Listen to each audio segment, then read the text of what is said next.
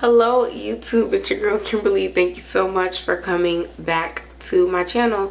In this video, I'm going to discuss the specific products I use to help stretch my relaxer. Now, I do have a video about stretching relaxers and how to do it.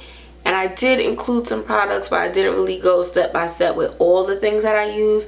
So I wanted to come back and kind of show the best products that you can use to help maintain your relaxed hair in between these extended periods with no touch-ups. So if you want to see more, keep watching.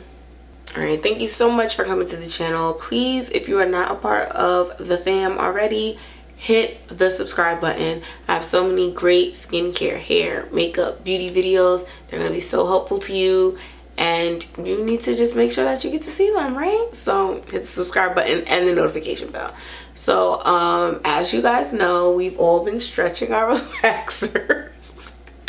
I love how we're like saying how it's like by choice, but I mean, okay, whatever. I guess we could relax our own hair, but that just seems dangerous.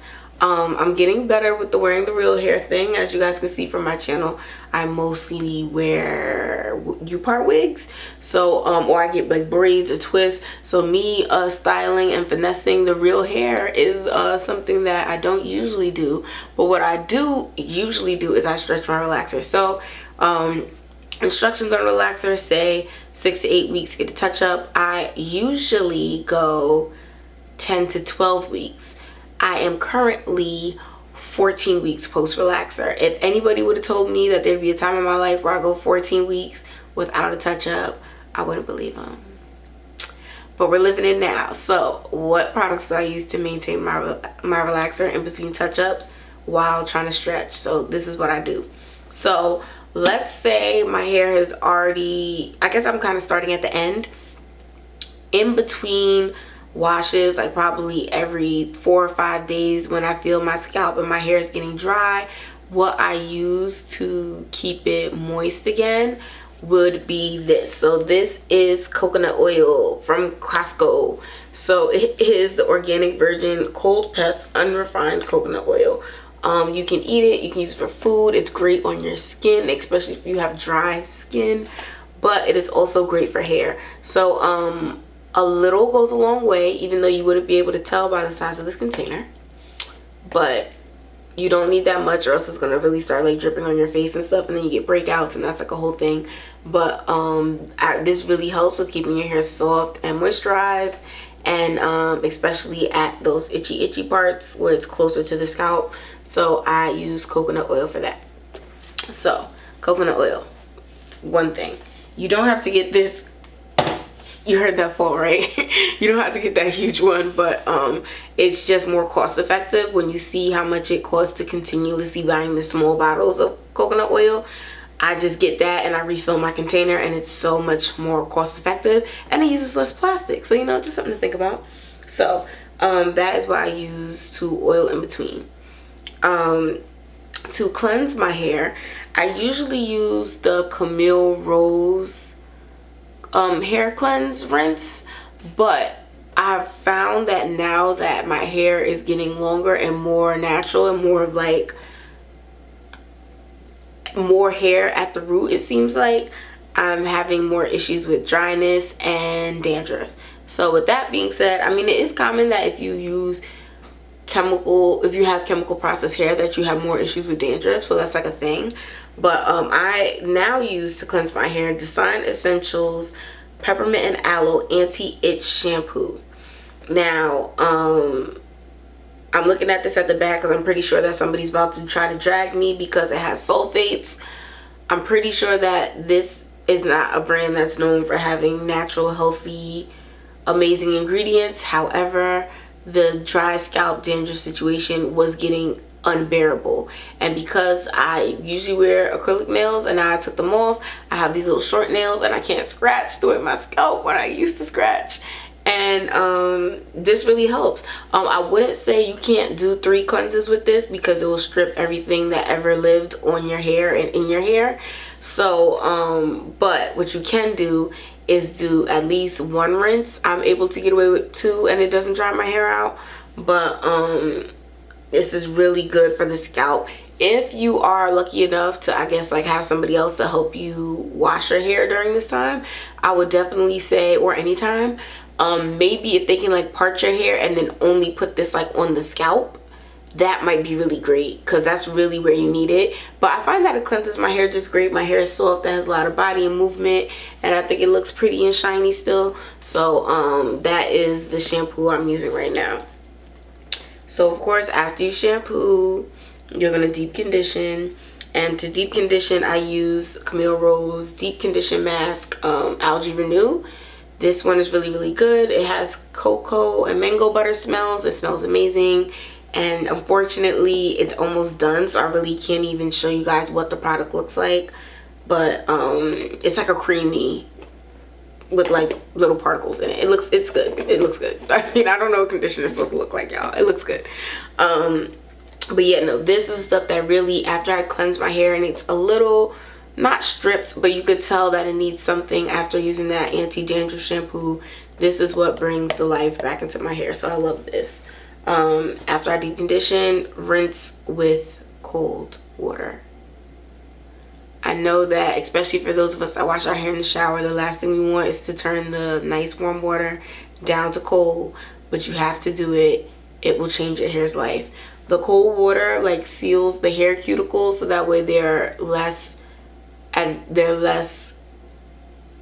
want to say adverse, but because that sounds like it's just hair, it's not that serious, but it decreases the chance of like more damage to your hair. So really do that cold rinse at the end. It's really important. After that, the next thing I do is I spray. I know I'm showing y'all a lot of empties, but at least you know I'm using it, right? So I have another one, I just can't find it. Cream of Nature with Argan Oil from Morrocanoil Strength and Shine Leave-In Conditioner. So basically this product, it has like two different things. You shake it up, like a cream part and like an oil part. You shake it up, you spray it all over your hair. That is the first step of leave-in that I do. Then the next step of leave-in, while this is in my hair, I do let it air dry. So I let it air dry probably like 90% of the way. And then once it's air dried 90% of the way, the next thing I use is Camille Rose Honey Hydrate Step 1 Leave-In Conditioner. And then I put this, it says leave-in. It actually doesn't even say conditioner, but I'm going to call it a leave-in conditioner because I leave it in. So I put this on the hair, and then I start to detangle it. So that one issue we'll find is that, especially when you have like the straight roots, well, the straight hair and the curly roots, is that you will start to have issues with tangling. Unfortunately, that's just a part of the game. And you really have to be careful because you have this point in your hair called the line of demarcation. And basically when you like pull out a hair strand, it's like this is the relaxed part, this is the natural part, and that area of demarcation is where the hair can pop if you're treating it too roughly, and then now you're talking about unnecessary hair shedding.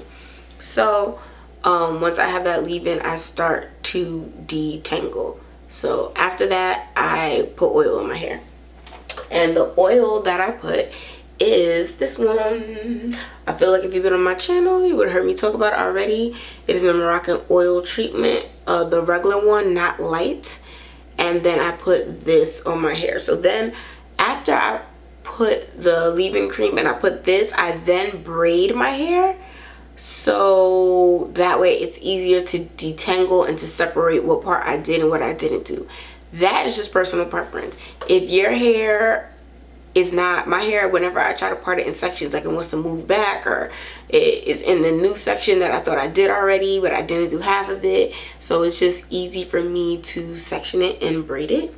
And then you also get a cute little braid out. So I just washed my hair, so that's why my hair looks cute like this. But after I put the oil and the braid, but right before I braid it up, no, I put the oil and then I just braid it up, and when I take it out, that's when I put the cream on it. So I know the lock method is traditionally like you do it immediately with the cream, but I just found that in order to not weigh the hair down and for it to have like more life and lift and bounce to her, that the cream the next day is just better. Also, I'm not leaving the house. It might be, but if I had like places to go, then I could definitely imagine doing oil cream all at once. That way the next day all I had to do was take my hair out of the braids. But you don't even have to put it in braids. You could just let it air dry straight, so then you could blow dry it.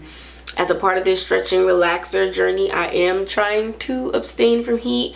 I did flat iron my hair once, but it made no sense because the relaxed part kept staying nice and straight, and then the roots, as I worked out, as I sweat, as I did different stuff, they reverted back. So it was like, why am I putting unnecessary heat damage on my head?